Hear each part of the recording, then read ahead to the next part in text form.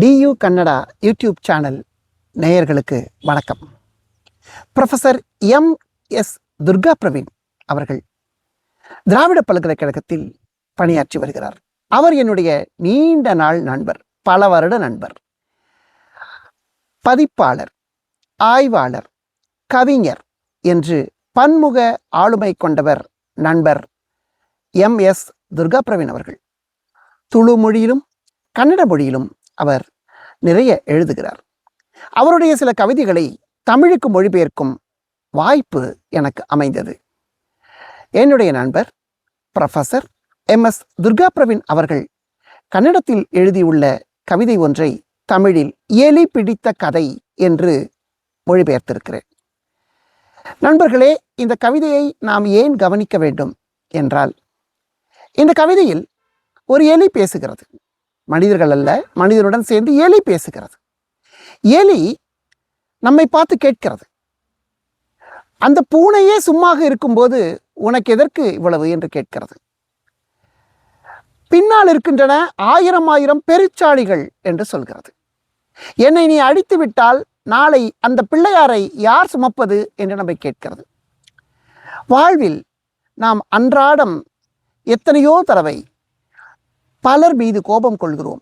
ஆனால் நம்முடைய கண்டனங்கள், நம்முடைய எதிர்ப்புகள் எல்லாம் இந்த கவிதையில் வருகின்ற எலி போன்ற எளிய மனிதர்கள் மீதுதான். நம்மை விட பெரிய பெருச்சாளிகளை, நம்மை விட பெரிய தந்திர நரிகளை, நம்மை விட பெரிய மலைப்பாம்புகளை, முதலைகளை நாம் எதுவுமே செய்வதில்லை. அப்படித்தானே நண்பர்களே? இந்த சூழலில், இந்த நவீன காலத்தில் இந்த கவிதையை இந்த பின்னணியிலிருந்து அணுகுவது எனக்கு சிறப்பாக படுகிறது. இதோ இந்த கவிதையை லக்ஷ்மி பைரப்பா என்ற திராவிட பல்கலைக்கழக தமிழ் மொழி மற்றும் மொழிபெயர்ப்பியல் துறை ஆய்வு மாணவி அவர்கள் வாசிக்கவிருக்கிறார்கள்.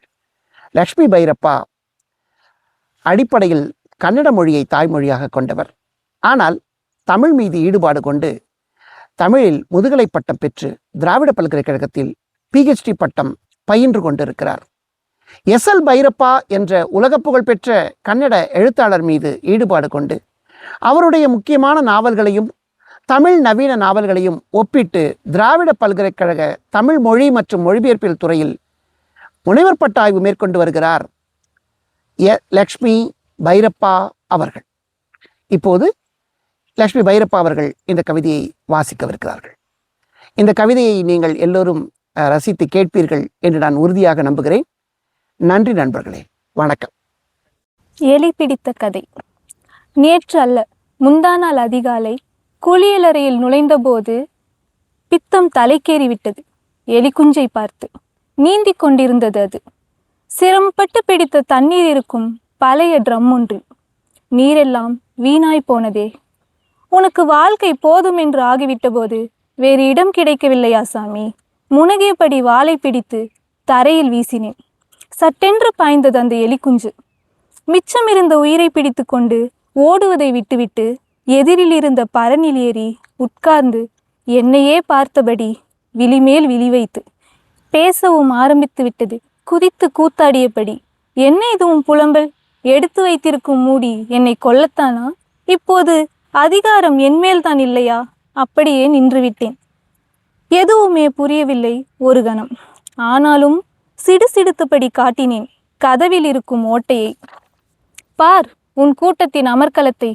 இங்கு குளிப்பதை ஊரே பார்க்க வேண்டுமா என்ன? ஆற அமர பார்த்துவிட்டு அமைதியாக சொன்னது அது.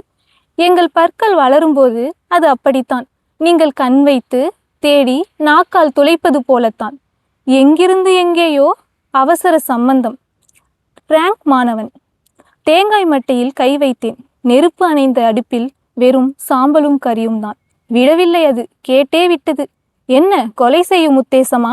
புத்தி இருக்கிறதா உனக்கு? நாளை சுமக்க போவது யார்? அந்த பிள்ளையாரை. அது சரி, அந்த பூனையே சும்மா இருக்கும்போது உனக்கு எதற்கு இது? எனக்கு பின்னால் தேங்காய் மட்டை. கையில் இருக்கும் பாத்திரத்தில் குறி வைத்தேன். விடவில்லை அது. இப்போது உனக்கு என்ன மனத்தாங்கள்? என்னை பற்றி கதை எழுதி பேர் வாங்கவா, இல்லை பேசுகின்ற எலி பிடித்து காசு பார்க்கவா? கனவு வேண்டாம் உனக்கு. பின்னால் இருக்கின்றன ஆயிரம் ஆயிரம் பெருச்சாலிகள். தேங்காய் மட்டை எடுத்து வீசினேன். குறித்தவரி ட்ரம் உடைந்து நீரெல்லாம் வெளியே. சட்டென்று பாய்ந்து விட்ட எலிக்குஞ்சு. சத்தம் கேட்டு வந்த அம்மாவின் கையில் இருந்த தேங்காய் பத்தையில் வாய் வைத்துவிட்டு பரன்மேல் பாய்ந்து மாயமானது. ஓடிக்கொண்டிருந்த தண்ணீரில் ஒரே எலிக்குஞ்சு முகம்தான். தை தக்கா தை.